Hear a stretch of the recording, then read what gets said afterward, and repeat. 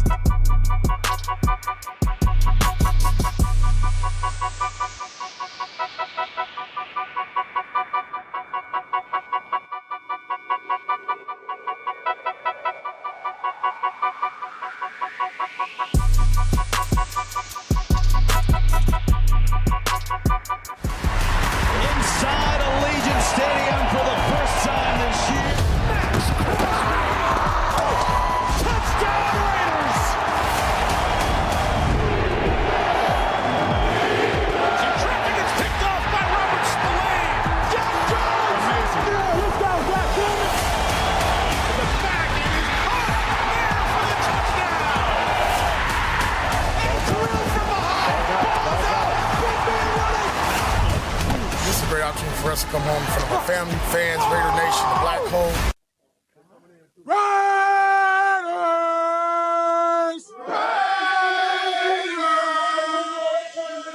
Raiders! Goddamn right.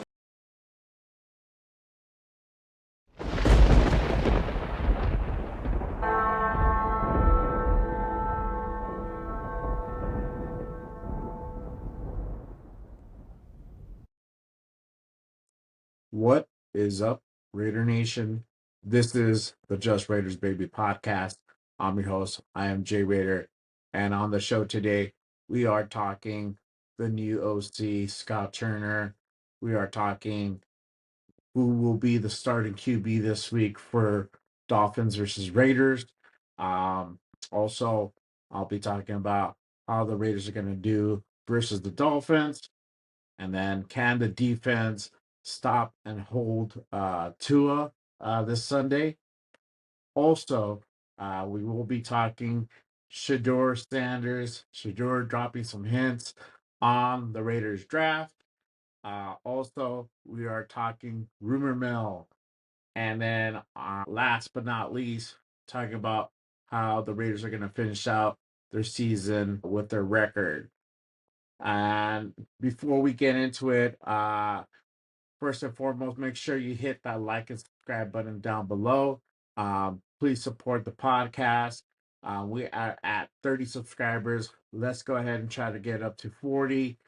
Keep liking the show. I am putting out content every week. I have the shorts coming out at least 2-3 times a week. So definitely go ahead and subscribe. Turn on your alerts to make sure you catch the shorts as soon as I post them. And make sure you guys hit that like button. All right. So first and foremost, Shedeur Sanders. So Shedeur be dropping some hints that he wants to come over to the Raiders. Just the other day, I did post a video of him giving a shout out to the Raiders on some shoes that he got. So I have that clip. Let's go ahead and take a look. That's funny. Is on that one too? No, it's just money for it. Bigger. That's funny. Shout out Raiders.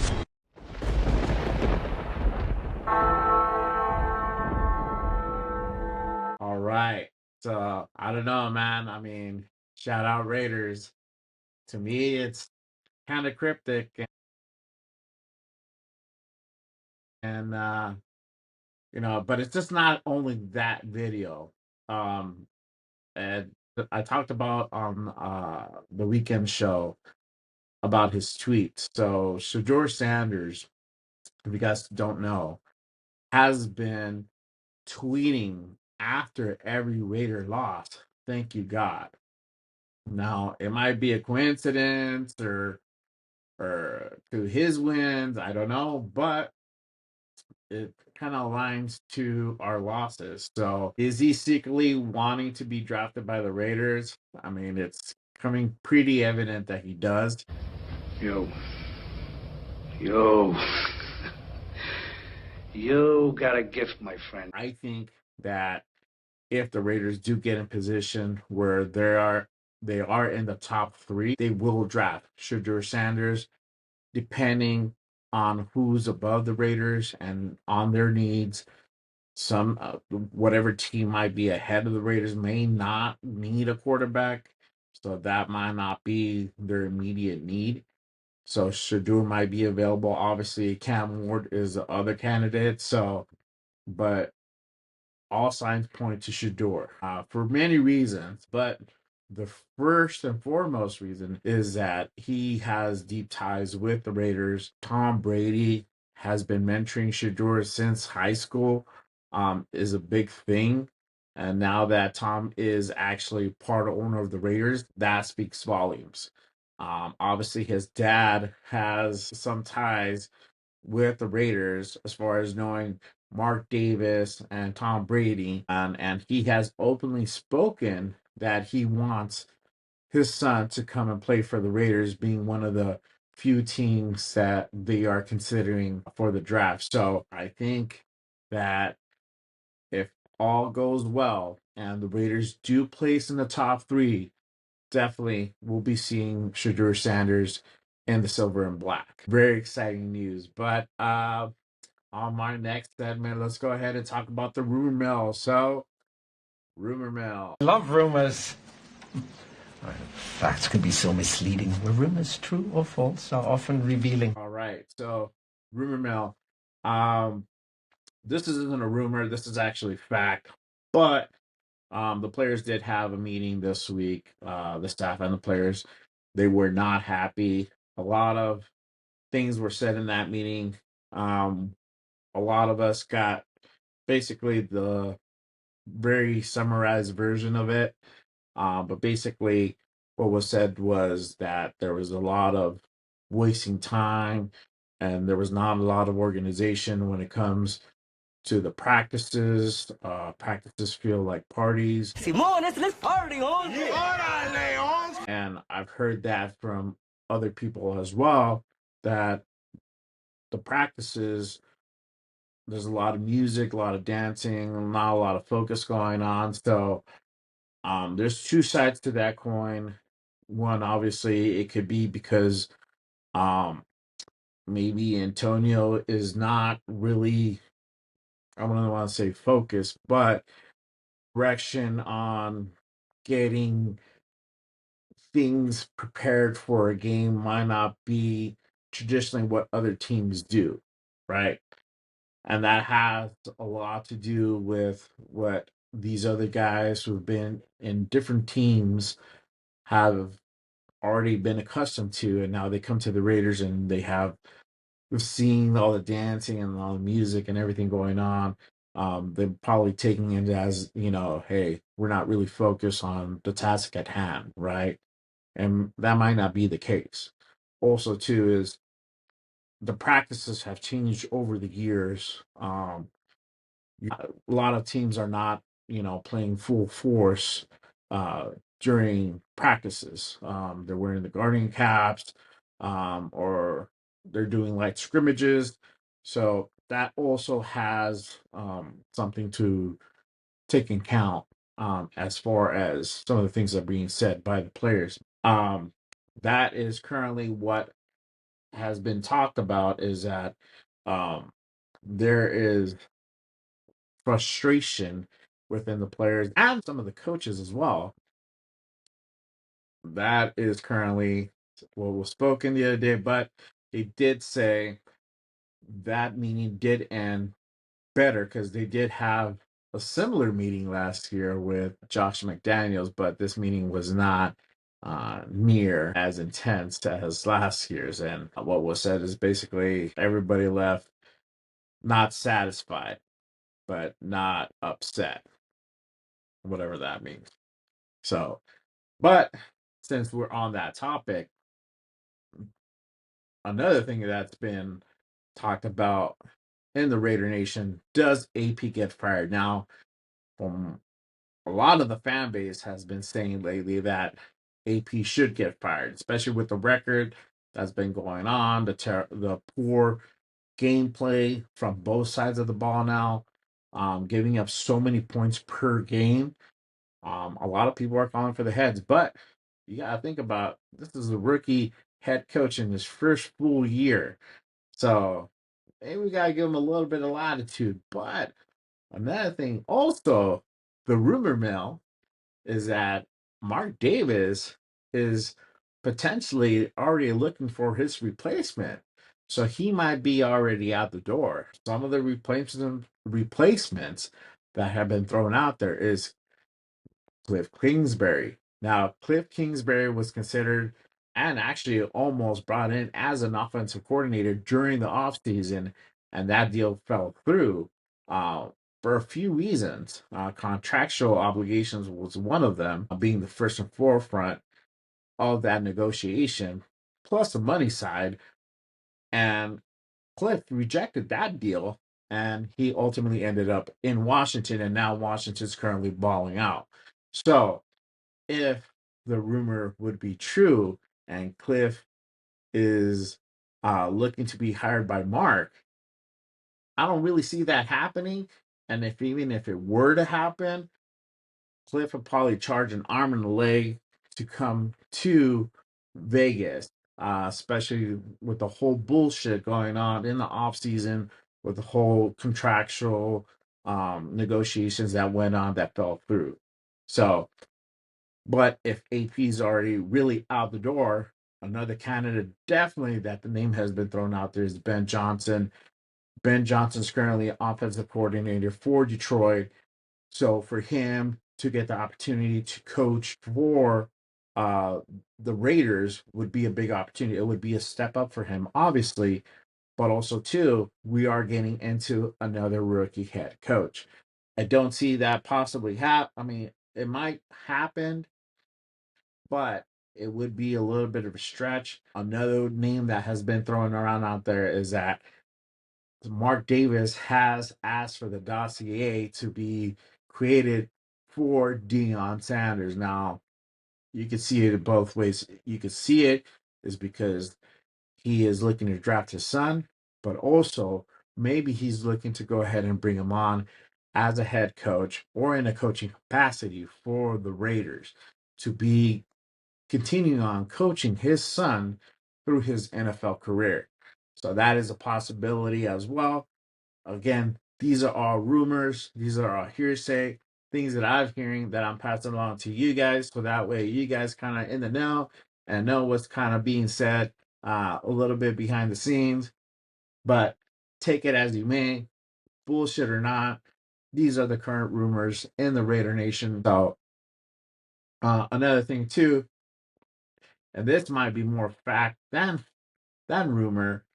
Now, if you think about it, if the Raiders end the season with a record of 3-14, 4-13, 5-12, AP does potentially get clipped. Ernie, somebody's gonna get clipped.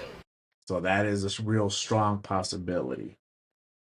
All right, y'all. That was the rumor mill. I wanted to go ahead and share that with you guys and let you know what the talk and the word on the street is currently right now.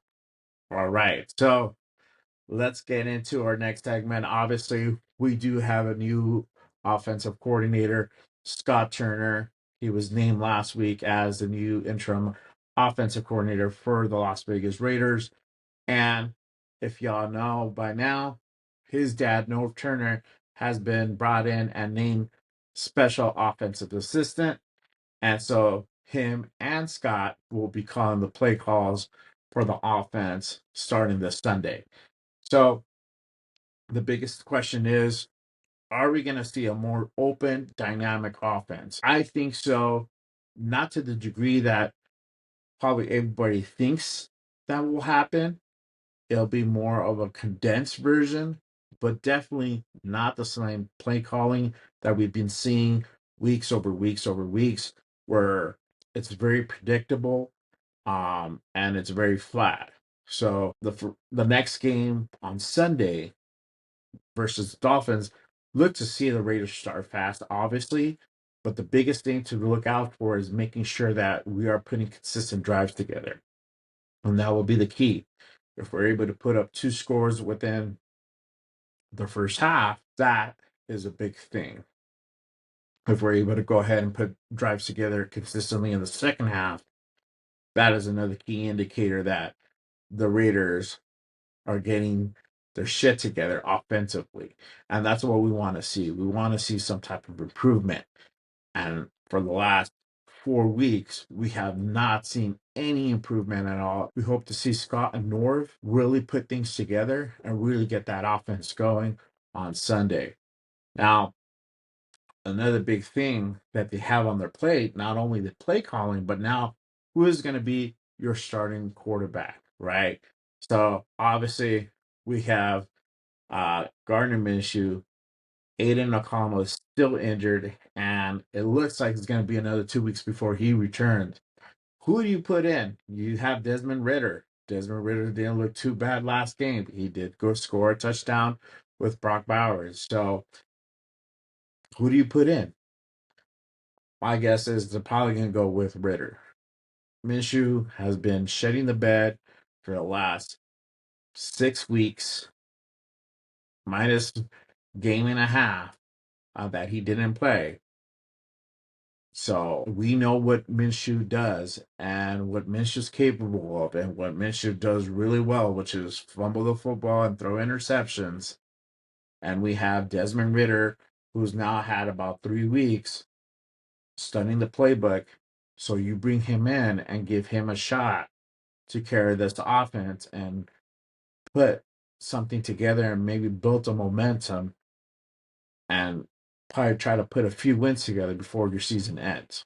Now, let me put this out there and make sure that everybody understands when I say put wins together, we're not going on an 8-game winning streak right now.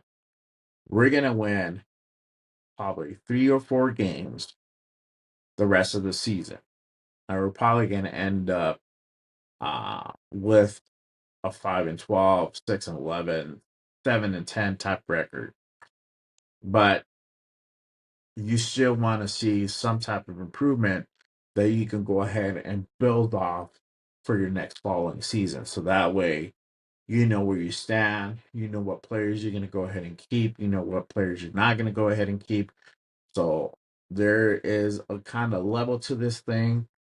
We can't just completely tank, but also too, what I like to say, a lot of people, we don't have to do much to tank.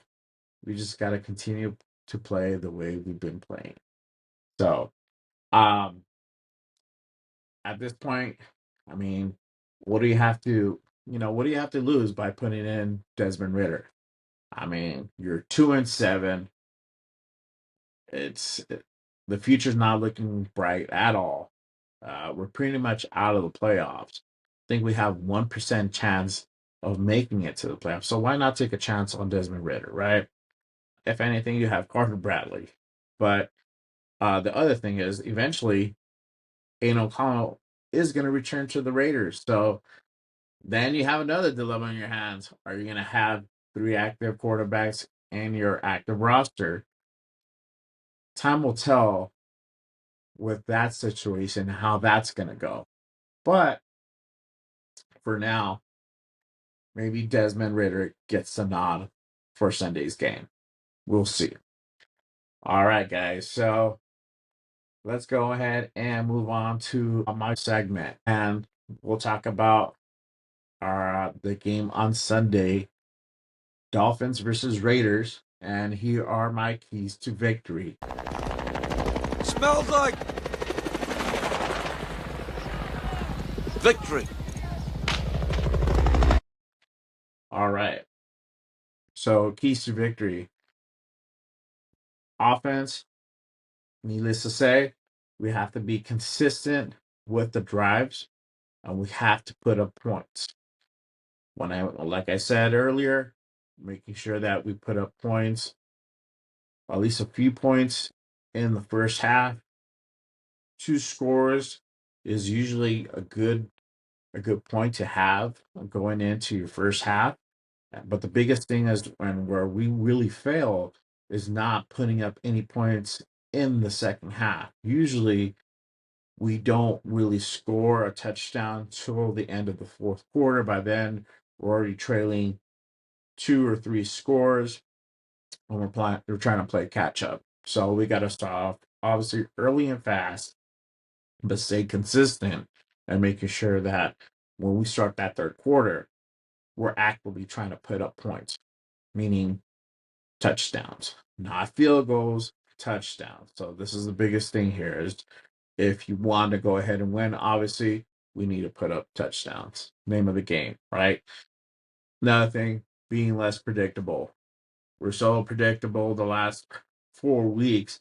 They know when the fuck we're going to run the ball. It's not a fucking mystery. Let's make it a mystery. Let's mix it up. Mystery!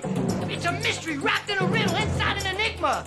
So running a different type of offense, running different schemes will keep that defense guessing, and that's what we want. That would eventually open up the run game where you can go ahead and sneak in a few runs here and there. And you'll have them thinking. Eventually, you'll be able to go ahead and start doing your play action fake, and you'll start opening up that air game as well. Biggest thing here, obviously, turnovers, right? So the next part, making better decisions on play calls. Let's not run it on 2nd and 20. Let's go ahead and try to get chunk yardage, as much yardage, if not, try to convert and get the first down. Obviously, right? And that's been our biggest pitfall the last few weeks is that we're just run on these 2nd and forever, 3rd and forever plays, and we're giving up and we're not trying to actively push the ball down the field.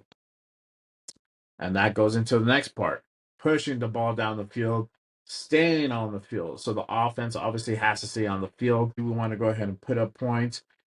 But the most important part is giving our defense a rest, right? We want to go ahead and try not to have our defense out there for 50 minutes of game time and then they're exhausted where they give up 40 points.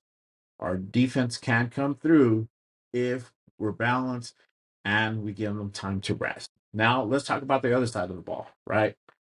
Biggest thing here is making sure that we apply pressure to Tua. Try to get after that quarterback is going to be huge here. If we're able to get Tua, if we're able to go ahead and get a few sacks on him, that's going to go ahead and force him to make mistakes where our secondary could come in and capitalize. We got Robert Spillane, got Jack Jones, we got Isaiah Paul that can come up and make plays for us, but that starts with the rushers making sure that we are applying pressure to the quarterback. But the biggest thing here also is that, and something that we've been struggling for a few games, is try to limit that run game. So teams have been running the ball down our throats, and we haven't been able to find an answer for it. Hopefully, with this bye week, they got some time to rest and reset and refocus, and hopefully that's an area where they have tightened up. So that way in this next game, they are able to limit that run game.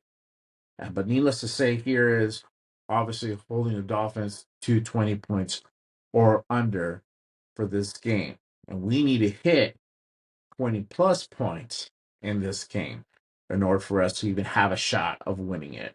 Anything below that, it does make it hard for us to go ahead and pull one out in Miami.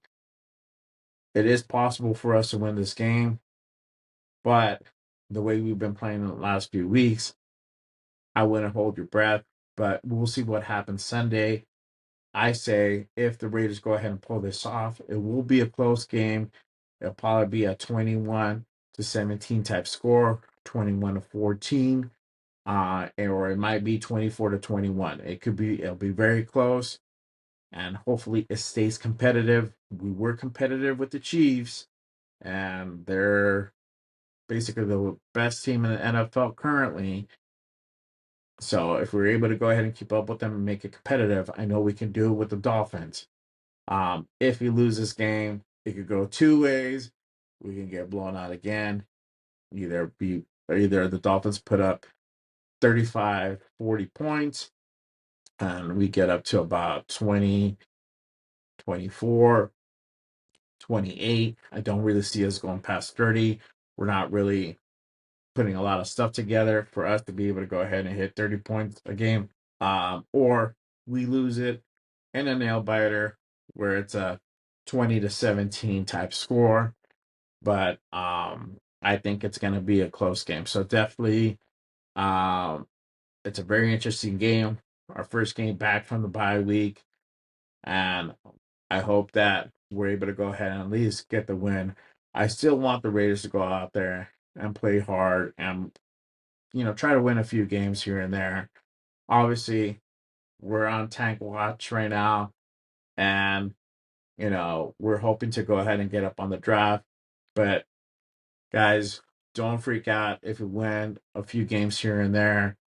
You still have other teams out there that are going to win games here and there as well. So there's only two teams ahead of us. The Saints won the other day, so we're ahead of them. And I believe we have Carolina, and then we have the Giants that are in front of us as well. So we'll see how their games go, and they'll probably be able to put a few wins together themselves. So we'll see how the year ends. But also, if the AP fans want AP to stay, we do need a few wins for us to go ahead and justify him staying on. Some people say that he'll stay on regardless. I don't really see it that way. Everybody has to justify their position, and so does he. If he ends the record with a 2-15, it's going to be really hard to make a case for him to stay as a head coach next season, or 3-14. But if he were to end the season 6-11, 7-10, 8-9, then now he will most likely be with us the next season, and he'll be able to go ahead and draft the quarterback he actually needs to be able to go ahead and put a good winning season together. So that goes into my final segment here. Obviously, what will be the finishing season record? I think Raiders end the season 6-11, 7-10. 89 will be really a hard sell. I don't see that happening. I can even say 5-12 to end the season. 5-12, it's borderline.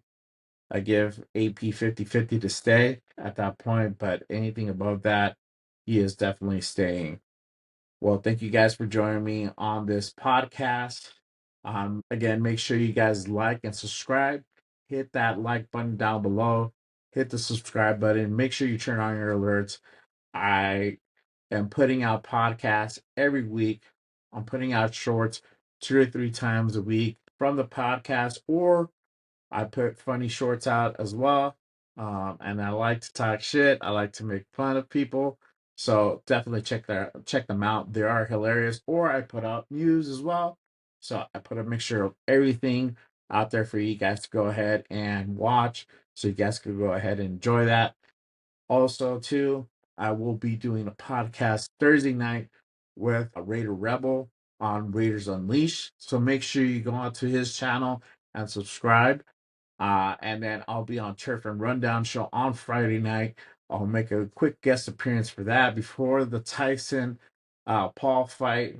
That is happening Friday night, but I will make a quick guest appearance on Turf and Rundown, talk about the draft. I talked about the draft on Saturday, talked about the draft on yesterday on Cheetah Linus Show, Boodle Raiders podcast. Make sure you also go on his channel and subscribe to that podcast as well. But I did talk about the draft, and I had a lot to say about the draft. And on Thursday, I will go and break that draft down even further on my thoughts on Shedeur Sanders and Cam Ward and their likelihood of becoming the next Raider quarterback. So again, thank you guys so much for joining me on this podcast. Remember, like and subscribe. Let's get up to 40. Let's get up to 50. Let's keep this going. Thank you guys for your support. I appreciate you guys. And again, remember, just Raiders, baby.